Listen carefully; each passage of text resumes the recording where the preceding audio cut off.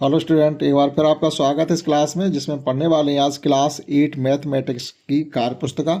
जिसका चैप्टर पढ़ने वाले हैं थ्योरी, जिसका नाम है घनमूल। आपने घन और घनमूल की कॉन्सेप्ट पढ़ी होगी, उसी से रिलेटेड एक वर्कबुक का चैप्टर भी है, वो आपको इसमें भरना है। और जब इसको कंप्लीट आप कर लेंगे तो यहाँ से भी आपको बहुत ही आपको घनमूल करने की कॉन्सेप्ट या घन करने की कॉन्सेप्ट सीखने के लिए मिलेगी। सबसे पहले सीखते हैं कि घनमूल और घन की कॉन्सेप्ट होती क्या, अगर आपने अभी तक सही से नहीं सीखा है तो एक बार उस पर थोड़ी चर्चा करने के बाद आगे क्वेश्चन। घन से मतलब होता है किसी नंबर का आपस में 3 टाइम मल्टीप्लाई करना। जैसे मान लीजिए हमारे पास 2 है, तो 2 का अगर हम आपस में 3 टाइम मल्टीप्लाई कर देते हैं तो 2 का मल्टीप्लाई 2 में करेंगे तो 4 हो जाएगा, और इसका मल्टीप्लाई जब इसमें करेंगे तो ये 8 हो जाएगा। तो ये हो गया 2 का घन। इसको डिनोट करने का मतलब होता है कि 2 पे पावर 3। जैसे किसी नंबर का जब मल्टीप्लाई करते हैं आपस में सेम नंबर का, तो मल्टीप्लिकेशन में पावर का एडिशन होता है। अब यहाँ पर जैसे ये लिखा था हमने 2 इंटू 2 इंटू 2, तो यहाँ पर कोई पावर नहीं लिखी तो 1 माना जाता है इस प्रकार से।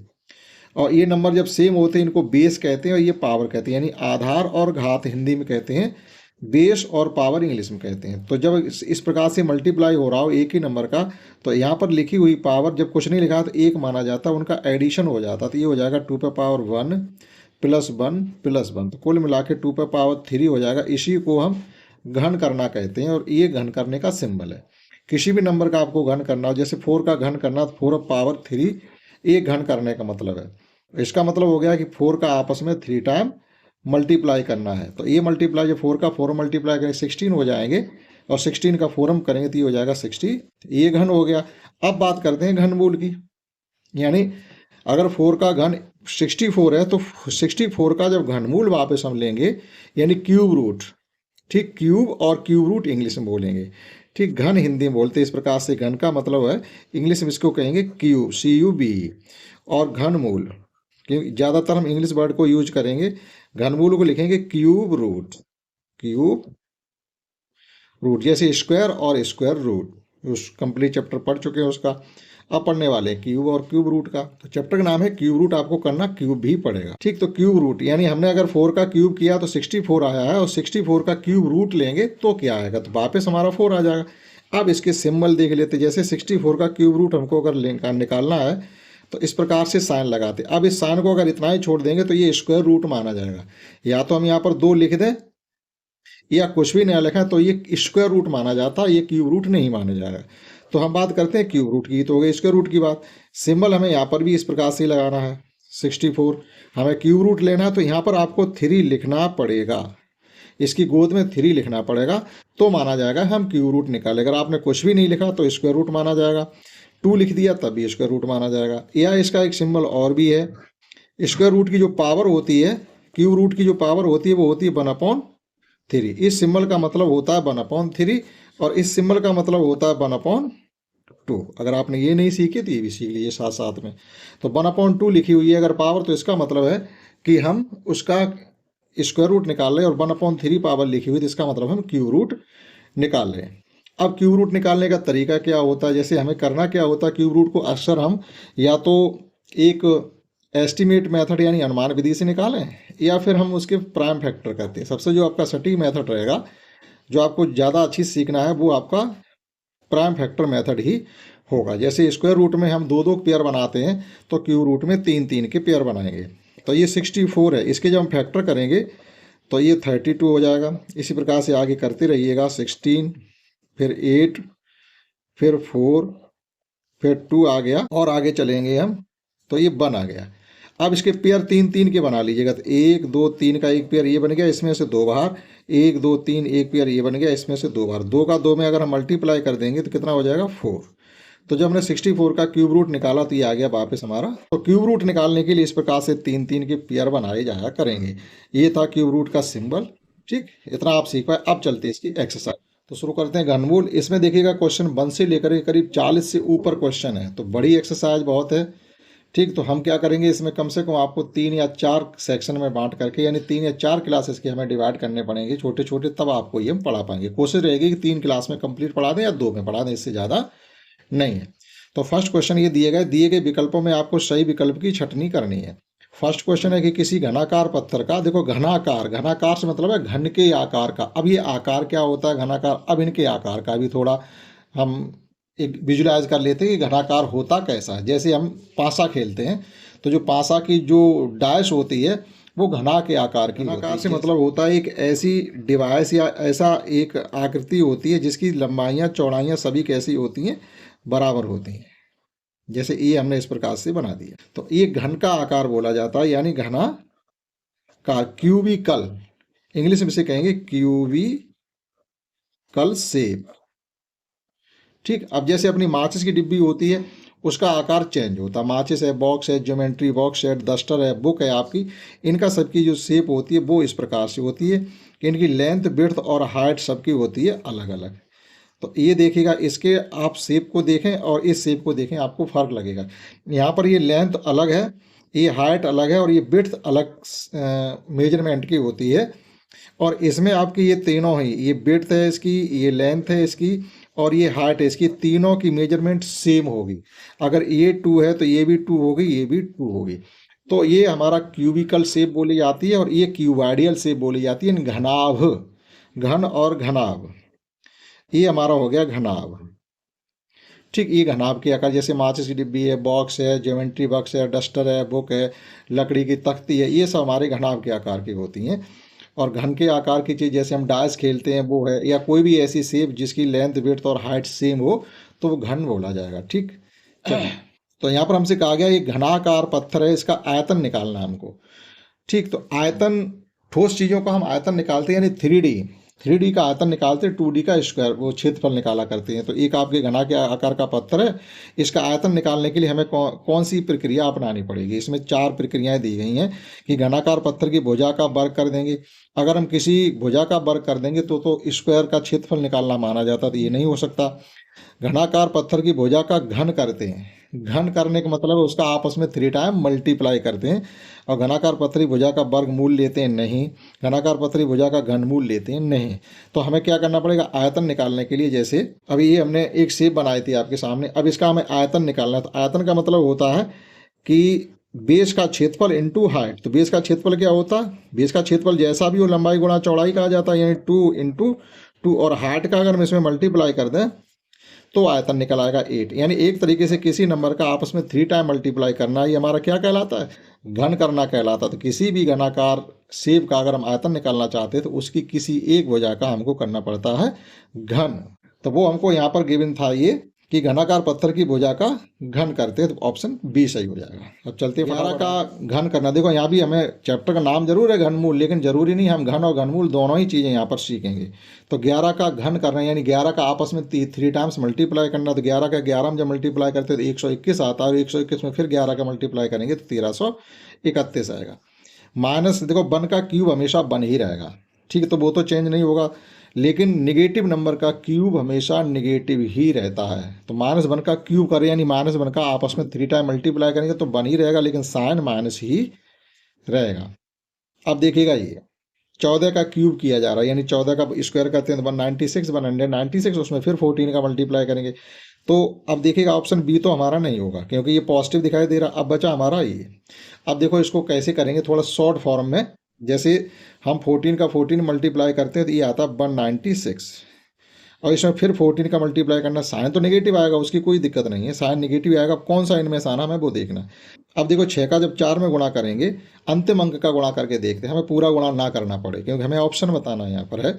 तो 6 का 4 में गुणा करेंगे 6 चौक 24, यानी जब इस संख्या का आप आपस में गुणा करेंगे तो अंतिम अंक जो आएगा वो 4 आएगा।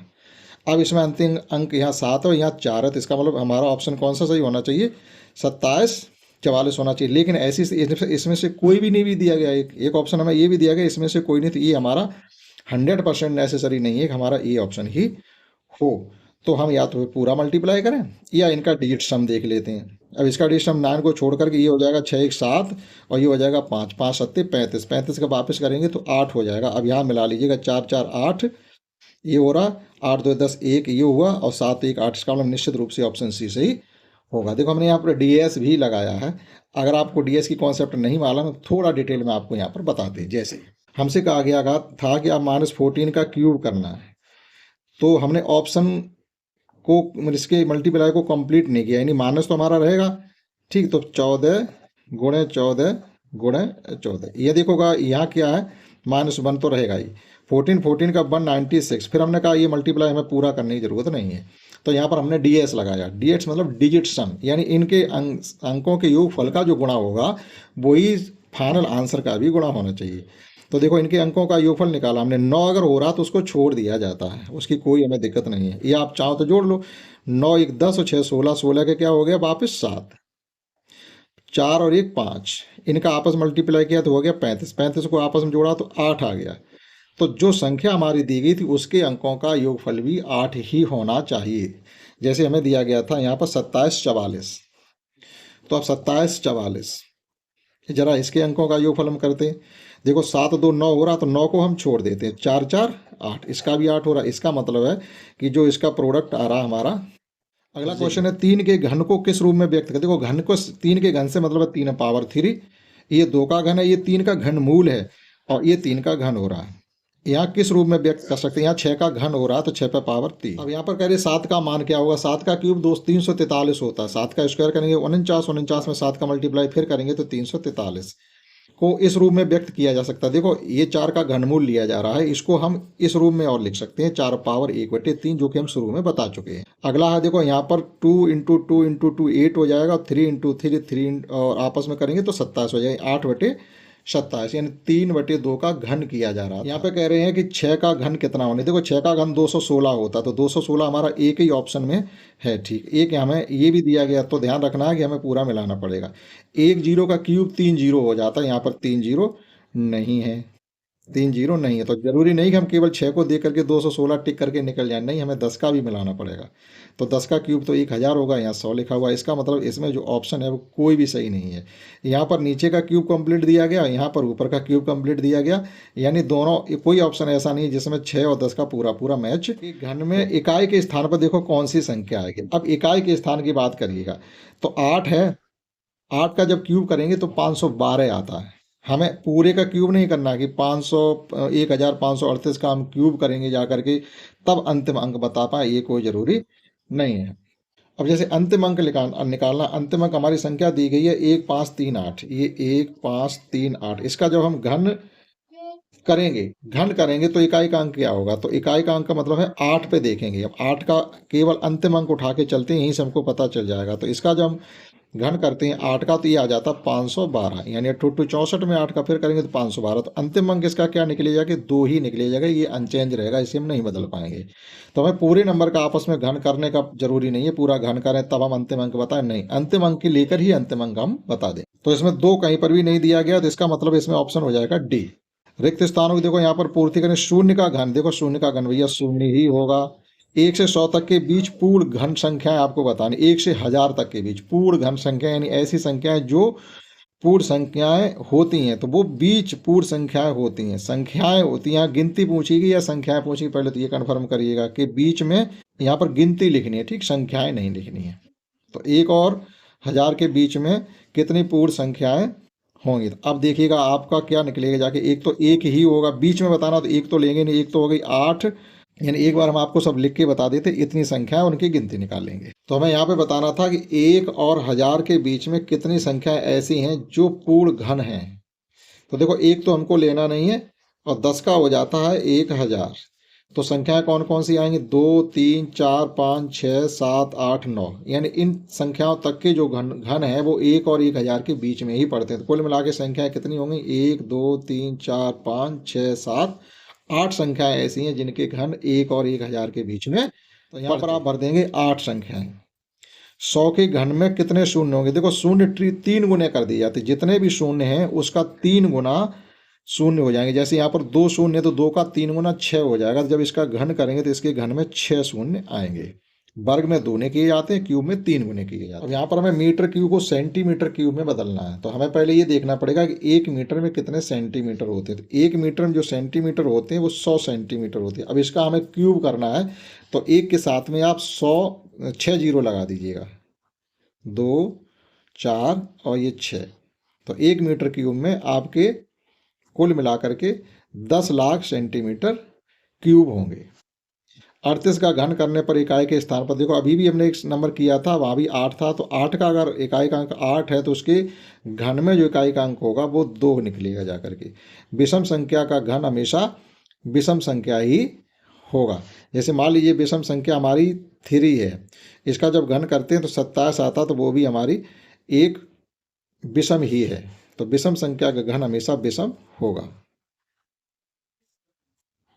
और सम संख्या का घन सम ही निकलेगा जा करके। आप करके देख लीजिएगा। 32 को छोटी छोटी संख्या से गुणा करने पर गुणनफल पूर्ण घन बन जाता है। अब यहाँ पर ये देखिएगा, ऐसी स्थिति हमें क्या करना पड़ेगा, 32 के फैक्टर करेंगे और 3 3 के पेयर बनाएंगे। जिसका पेयर नहीं बनेगा उसका हम पेयर बना देंगे गुणा करके। जैसे 32 की जब हम फैक्टर करते हैं तो इसके फैक्टर 2 ये 3 8 हो गया, एक बार 2 का मल्टीप्लाई किया 16 हो गया, और एक बार फिर 2 का मल्टीप्लाई किया तो ये 32 हो गया। अब देखिएगा पेयर बनाते हैं, 3 3 का एक पेयर केवल बना हुआ है, तो इस पेयर को कंप्लीट करने के लिए हमें 1 2 का मल्टीप्लाई और कर देंगे, तो ये नंबर कंप्लीटली हमारा पूर्ण घन बन जाएगा जा करके। यानी 2 का मल्टीप्लाई करने पर ये हो जाएगा हमारा 64। तो किस नंबर का हमने मल्टीप्लाई किया है, 2 का। डिवाइड करने की बात कहते तो ये 2 का तो मल्टीप्लाई किया, उसे आप छोड़ दीजिएगा, तो इन 2 को हम हटा देते तो 4 से भाग कर देते, तो बचा हुआ नंबर भी हमारा कंप्लीट पूर्ण घन हो जाता है। ठीक, तो जब ऐसी स्थिति आएगी तो हमें प्राइम फैक्टर ही करने पड़ेंगे। तो गुणा करना पड़ेगा आपको इसमें 2 का। जब किसी संख्या को उसी संख्या से 3 बार गुणा किया जाता है तो उस संख्या का क्या कहते हैं, घन करना। घन करना कहते हैं इसी को।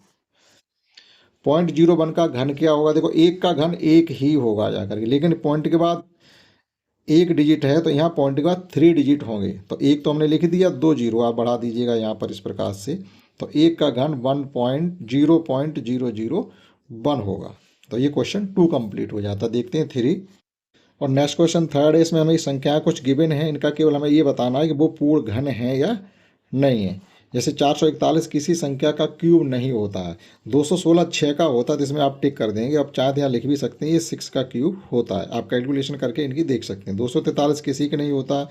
अब देखिएगा इसमें लास्ट डिजिट ये देखिएगा, तो यहाँ पर लास्ट डिजिट है हमारा 7। अगर लास्ट डिजिट 7 है तो ऐसी संख्या का क्यूब होगा जिसका इकाई का अंक 3 है। तो 3 का 27 होता है, 3 के बाद 13 है, 23 है, 33 है, 43 है, इनमें से किसी भी संख्या का ये क्यूब निकलेगा जा करके। तो जब आप 23 का क्यूब करेंगे तो ये संख्या हमको प्राप्त होगी। तो ये एक पूर्ण घन संख्या है और किसका क्यूब है, 23 का। ठीक है, अगर अंतिम अंक इकाई का 3 है तो 3 का जब आप क्यूब करेंगे तो 7 ही आएगा। 1155 ये संख्या किसी की भी क्यूब नहीं, अगर होगी भी तो ऐसी संख्या की क्यूब होगी जिसका अंतिम अंक 5 होगा, यानी इकाई का अंक 5 हो। तो 5 के लिए 5 25 हो जाता है, 15 का करेंगे तो निकलता नहीं है, 25 का और आता जा करके, तो फिर ये नहीं बनता। तो इसमें आप कर देंगे क्रॉस, ये भी नहीं है, ठीक, ये भी नहीं है। ये नंबर देखो 9 है, तो 9 ऐसी संख्या का क्यूब निकलेगा जाके जिसके यूनिट प्लेस पे 9 ही होगा, अर्थात 9 का क्यूब तो नहीं है, ये 19 का भी नहीं। अगर आप इसका करेंगे जाकर कुल मिला के तो ये 29 का क्यूब जाकर के निकलता। ये किसी का भी क्यूब नहीं है, परफेक्ट नंबर नहीं। अब देखो 3 जीरो थे, ठीक है, लेकिन 363 किसी का क्यूब नहीं होता है। जीरो का अलग कर लो, नंबर का अलग कर लो। 363 जैसे यहाँ पर देखो 343, ये 216 लिखे, तो 216 के आगे आप मान लो 3 जीरो और लगा दें तो ये क्यूब हो जाएगा जाके 60 का। ये हमने 6 का बताया, आपका 60 का ये हो जाएगा। तो इसी प्रकार से 363 क्यूब रूट किसी का क्यूब नहीं होता। 3 जीरो तो हो जाएगा, लेकिन ये नंबर परफेक्ट क्यूब नहीं है। और ये आपका 13 122 ये भी परफेक्ट क्यूब नंबर नहीं है। ये ऐसे नंबर का परफेक्ट क्यूब होगा जिसके अंत में 8 होगा। तो अगर 8 है तो 8 का क्यूब करोगे तो 2 आएगा जाकर, यानी 8 18 28 ऐसा निकलेगा जाके। तो उनमें से किसी का भी ये नंबर नहीं। अब बचा ये देखो यहाँ 6 पर आप कितनी भी पावर लगा दो हमेशा 6 ही रहता, वो चेंज नहीं होता। किसी भी पावर के लिए अंतिम डिजिट हमेशा 6 ही रहेगा। तो या तो 6 का क्यूब होगा, 6 का होता है 216, तो फिर 16 का होगा, या 26 का होगा, या 36 का होगा। तो ये जो क्यूब निकलेगा जाकर वो 26 का निकलेगा जाकर के। आप ये कैलकुलेशन स्वयं कर सकते हैं। और फोर्थ क्वेश्चन, हमें जो नंबर गिवन है इनके हमें क्या करने, घन करने हैं। तो बटे में नंबर 2 का अलग कर दीजिएगा 8 और 3 का अलग कर दीजिएगा 27। यहाँ 5 का हो जाएगा -125 और 9 का क्यूब कितना हो जाएगा, 9 का जैसे स्क्वायर 81 होता है, तो 81 में 9 का मल्टीप्लाई और कर देंगे तो 9 बन जा 9, 9 8 या 72, यानी 729 जो होता है वो 9 का क्यूब होता है। 3 का क्यूब होता है 27 और 5 का क्यूब होता है 125। 17 का क्यूब, 17 का स्क्वायर होता है 289, 289 में आप 17 का मल्टीप्लाई और कर दीजिएगा, इसका आपको क्यूब मिल जाएगा। तो क्या हो जाएगा, तो जब मल्टीप्लाई इनका करेंगे तो ये आएगा जाके 49 13, -1 का क्यूब -1 ही रहेगा, 2 का 8 हो जाएगा। नेक्स्ट 12 का हमें क्यूब करना है, तो 12 का क्यूब 12 का स्क्वायर करेंगे तो 144 होता है। 144 जब आप 12 का मल्टीप्लाई करेंगे तो ये आ जाएगा 17 28। लेकिन यहाँ पॉइंट के बाद एक डिजिट है, तो क्यूब में पॉइंट के बाद 3 डिजिट होने चाहिए, तो 1 पॉइंट, एक तरीके से 1.728। 2 का क्यूब होता है 8, लेकिन पॉइंट के बाद 2 डिजिट हैं, तो क्यूब में पॉइंट के बाद 6 डिजिट हो जाएंगे, 3 गुने हो जाते हैं। तो एक तो पॉइंट हमें मिल गया एक डिजिट, तो 5 जीरो बढ़ा दीजिएगा, 1 2 3 4 और ये 5, तो ये 2 का क्यूब हो जाएगा। 25 का क्यूब होता है 15625, 15625। यहाँ पॉइंट के बाद एक डिजिट है, तो क्यूब में पॉइंट के बाद 3 डिजिट होंगे, ये ध्यान रखना। इसका एक का क्यूब एक ही रहेगा, लेकिन पॉइंट के बाद 3 डिजिट होंगे।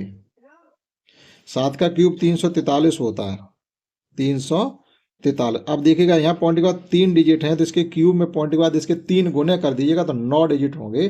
3 डिजिट हमें मिल गए, तो 6 जीरो बढ़ाने पड़ेंगे हमको, 1 2 3 4 5 और 6। ये 0.007 का क्यूब निकलेगा जाकर के। यहाँ एक आकृति हमें एक घन दिया गया, जिसकी प्रत्येक भुजा 3 सेंटीमीटर है। इसका हम आयतन निकालना चाहते हो, कह रहे किस संख्या का हमें घन करना होगा, केवल ये पूछ रहे हैं। तो आयतन निकालने के लिए किस संख्या का घन करना होगा, 3 का घन करना होगा, तो आप केवल लिख देंगे 3 का घन करना होगा। और आयतन आपको बताना भी हो तो आप कर देंगे 3 का घन, 3 का घन हो जाता है 27 सेंटीमीटर क्यूब, ये इसका घन भी निकल जाएगा। नेक्स्ट 6 क्वेश्चन है, एक घनाकार बक्से की भुजा 20 सेंटीमीटर, इसका आयतन ज्ञात कीजिए। तो हमको क्या करना पड़ेगा, इसका आयतन यानी वॉल्यूम निकालने के लिए 20 का क्यूब करना पड़ेगा और कुछ भी नहीं।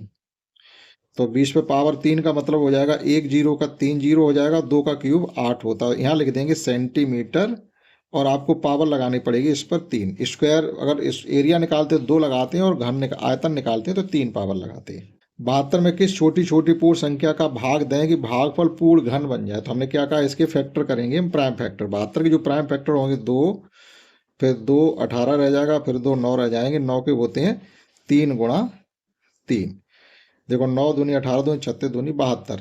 अब इसको हमें पूर्ण घन बनाने के लिए भाग देना, तो भाग देने का मतलब होता है जिन संख्याओं का पेयर नहीं बन रहा है उनका हम भाग दे देंगे। इसमें पेयर किसका नहीं बन रहा, देखो 3 का पेयर 2 का कंप्लीट है, 3 का पेयर नहीं बना, यानी 1 3 और होते। अगर इसमें ये कहा जाता कि किसका गुणा करें ये कंप्लीट घन बन जाए, तो केवल 3 का गुणा कर दे। लेकिन यहाँ भाग देने वाली बात आई तो हम ये 3 इनका गुणा कर देंगे, ये इससे कैंसिल, ये इससे कैंसिल। तो हमने किससे भाग किया है, 9 से। इस संख्या में 9 से भाग कर देंगे, तो जो नंबर बचेगा वो पूर्ण घन होगा। तो बचेगा क्या, 8 बचेगा। अब यहाँ हमसे पूछा जा रहा है कि 9 12 और 18 से पूर्णतः विभाज्य छोटी छोटी संख्या बताइएगा।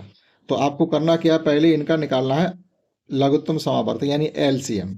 तो 9 12 18 का जो एलसीएम होगा, एलसीएम ऑफ 9 12 और 18, देखो 9 18 में आते हैं, यानी 9 की टेबल में 18 आते हैं, तो 9 का एलसीएम में 9 की कोई ज़रूरत नहीं। 12 18 की जो एलसीएम हो जाएगा वो हो जाएगा 36। तो इनसे संख्या विभाजित हो तो वो पता करनी है, तो और पूर्ण घन होनी चाहिए। तो 36 जो आते हैं, इसमें जो पूर्ण घन संख्या केवल 216 ही है, तो 2 से 16 जो है 36 की टेबल में आते हैं।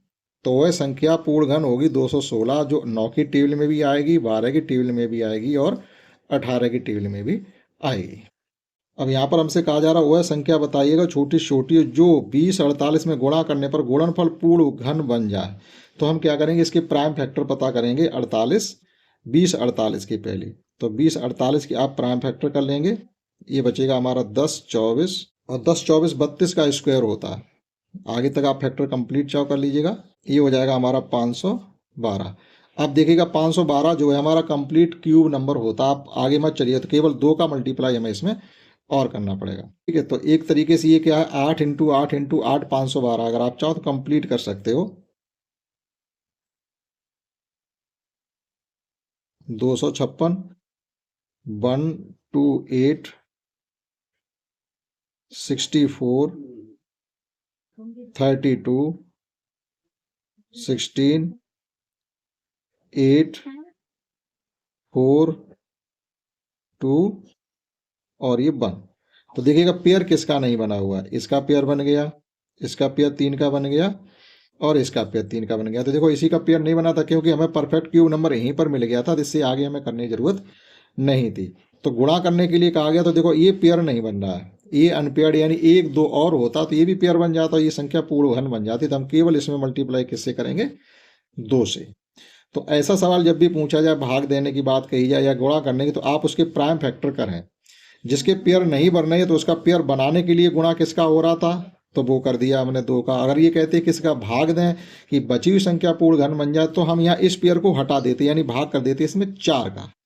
तो दोनों चीजें सेम है। इसका अगला पार्ट ऐसा कहा जाए पूर्ण घन संख्या नहीं है। देखो 17 28 है, 343 है, 216 है। अब एक संख्या हमारी ये बची है, केवल वही एक आंसर नहीं होगा। 17 28 12 का क्यों होता है, तो डी होगा। एक घनाकार कंपोस्ट खाद के गड्ढे की भुजा 1 मीटर है, तो इसका आयतन 1 मीटर क्यूब। एक का गुणा आपस में करेंगे, सभी मीटर में ही है, तो 1 मीटर क्यूब हो जाएगा। और नमा क्वेश्चन हमें इसका घनमूल बताना। देखो 125 5 का घन होता है, तो इसका घनमूल 5 हो जाएगा। 216 6 का घन होता है, तो इसका घनमूल 6 हो जाएगा, ऑप्शन बी। आप चाहो तो प्राइम फैक्टर करके जगह दी गई है, आप प्राइम फैक्टर करके गुणा करके भी निकाल सकते हो, लेकिन ये छोटे छोटे हैं, ये आपको याद भी होना। यहाँ पर हमें इसका घन मूल बताना, तो पहले इसको हम प्राइम उसको विषम भिन्न में बदलेंगे। कहने मतलब है 8 3 24 3 27, ये हो जाएगा आपका 27/8। 3 का घन 27 होता है, 2 का घन 8 होता है, तो ये हो जाएगा हमारा 3/2। और 3/2 ये दिख रहा है आपको, अगर आप इसको चेंज करें तो ये 3/2 है। तो 3 का घन 27, 2 का घन 8 है, ऑप्शन बी। जगह भी दी गई, आप यहाँ करके यहाँ पर घनमूल निकालना। देखो 27 का घनमूल 3 होता है, तो यहाँ पॉइंट के बाद कितने डिजिट हैं, 1 2 3 4 5 6 हैं, तो पॉइंट के बाद 2 डिजिट होने चाहिए। तो ऐसा नंबर एक ही हमारे पास है जिसमें 3 भी है, यानी 2 डिजिट का मतलब है 03। ये 0.7 ही हो पाएगा जा करके, ये नहीं हो पाएगा, इसमें 3 डिजिट वाला ही। अगर 3 डिजिट होते तो ये होता, 9 डिजिट होते अगर यहाँ पर पॉइंट के बाद, तो ये होता। और इस क्वेश्चन में भी हमें घनमूल ही निकालना, 1/3 लिखा है, इसका मतलब हमें घनमूल निकालना है। 343 होता है 7 का, और 729 होता है 9 का। तो 9 7 63 हो जाएगा माइनस का, माइनस चिन्ह हमारा रहेगा। अलग अलग संख्याओं के हमने निकाले, इसमें आप ऐसा नहीं करेंगे इनका पूरा पहले मल्टीप्लाई करें तब जाकर के इनका घनमूल निकालें, नहीं। आपको पता होना चाहिए 343 जो होता है वो 7 होता है, और 729 9 होता है, ठीक। माइनस चिन्ह इसका रहेगा -63। इनका घनमूल निकालेंगे जाके तो ये निकले। यहाँ भी घनमूल निकालना, तो देखो माइनस चिन्ह है तो माइनस रहेगा, घन करने पर भी माइनस रहता है, घनमूल लेने पर भी माइनस रहेगा। तो ये देखिएगा इसमें 4 ऑप्शन दिए गए, अगर आप ऑप्शन से ही करना चाहो तो ऑप्शन बी होना चाहिए, क्योंकि ये सब पॉजिटिव है। अगर आप इसमें कोई मेहनत नहीं करना चाहते, देखो सभी पॉजिटिव लेकिन घनमूल हमारा नेगेटिव निकलेगा, तो एक ही ऑप्शन के साथ माइनस चिन्ह लगा हुआ। फिर हमें घनमूल पूछा गया, 27 का घनमूल होता 3, और 125 का घनमूल होता 5, तो 3/5। नेगेटिव तो हो ही नहीं सकते, और ऊपर 5 हो नहीं सकता क्योंकि यहाँ 27 है। 17 28 का घनमूल होता है 12, लेकिन यहाँ पॉइंट के बाद 3 डिजिट हैं, तो इसके घनमूल में पॉइंट के बाद 1 डिजिट होना चाहिए। तो 12 में 1 डिजिट केवल यही है, ऑप्शन सी। लेकिन अगर आप निकालना चाहें इसका प्राइम फैक्टर मेथड से, तो कैसे निकालेंगे वो हम आपको बता दे रहे। 1.728 को हम ये भी लिख सकते हैं 1728/1000। अगर पॉइंट हटाएंगे तो इसको इस प्रकार से लिखेंगे। अब प्राइम फैक्टर करके इसका अलग घनमूल निकालेंगे, और 1000 का अलग निकालेंगे, जो कि 10 निकलता जा करके। तो इसका जब घनमूल हम निकालेंगे तो कुल मिला के निकलेगा 12/10। सॉल्व करेंगे तो ये आ जाएगा 1.2। 216 का घनमूल निकालना, देखो 6 का घन 216 होता है, तो 216 का जो घनमूल जो हम निकालेंगे 0.216 है यहाँ पर, तो इसका घनमूल निकलेगा जा करके। एक तरीके से इसको हम ये भी लिख सकते हैं 216/1000। अब 216 का घनमूल होता है 6, और 1000 का होता है 10, 0.6। इस प्रकार से इसका घनमूल 0.6 आएगा। यहाँ पर अलग अलग जब आप घनमूल निकालेंगे इनका, एक तरीके से ये 27 गुणा 64 लिखा हुआ है, इसका हमें निकालना है घनमूल। तो 27 का घनमूल होता है 3, और 64 का होता है 4, 4 12। एक घन का आयतन दिया, देखो घन का आयतन निकालने के लिए भुजा का घन करना पड़ता है। जैसे घन का आयतन क्या होता है, एक तरीके से हम आपको फार्मूला लिखे दिखाते हैं। घन का आयतन, अगर हमें घन का आयतन निकालना है तो वो होता है भुजा का क्यूब, यानी भुजा का घन होता है। तो जब आयतन दिया हो तब हमें भुजा का घनमूल, उस आयतन का घनमूल निकालना पड़ता है। तो एक तरीके से हमें क्या दिया गया, भुजा पे पावर 3, यानी आयतन हमें दिया गया 5 8 3 2। तो इसका हम घनमूल लेंगे तो उसकी भुजा निकल आए। कोर से मतलब क्या है, उस घन की भुजा कितनी है, तो हम ले लेंगे 5 8 3 2 का घनमूल निकाल लेंगे 1/3। तो देखो यहाँ पर लास्ट डिजिट 2 है, तो इसका घनमूल ऐसा निकलेगा जाकर जिसका अंतिम अंक 8 होना चाहिए। 15, 19 और 12 में से कोई नहीं होगा जाकर, ये 18 होगा जाकर। 18 का जब आप घन करेंगे तो 5832 निकलेगा जाकर के। यानी अंतिम अंक अगर 8 है तो उसके घन में जो अंतिम अंक आएगा वो 2 होगा। इस प्रकार से हमें कोई कैलकुलेशन करने की जरूरत नहीं है। अब देखो 0.027 का हमें घनमूल पता करना है, तो निकालने का तरीका इसका ये है, अगर हम इसका पॉइंट हटाएं तो ये हो जाएगा 27 बट्टे पॉइंट के बाद 3 डिजिट है, तो यहाँ 1 के साथ 3 जीरो आ जाएंगे। अब हम निकालेंगे इसका घनमूल। 27 का घनमूल 3 होता, 1000 का 10 होता, तो ये आ जाएगा 0.3। और इस क्लास का अंतिम क्वेश्चन, बचेंगे आधे क्वेश्चन आपको नेक्स्ट क्लास में कराए जाएंगे, क्योंकि ये 20 है क्वेश्चन, 20 में बहुत ज़्यादा क्वेश्चन दिए गए हैं। तो इस क्लास में आप कुल इतने क्वेश्चन पढ़ेंगे 19 तक, यानी 41-42 क्वेश्चन है। और इस क्लास में हमने आपको पढ़ाए हैं 19 क्वेश्चन तक। लास्ट करें, अगला क्लास जो पढ़ाएंगे वो 20 से पढ़ाएंगे। इस क्लास में इतना ही, दैट्स ऑल।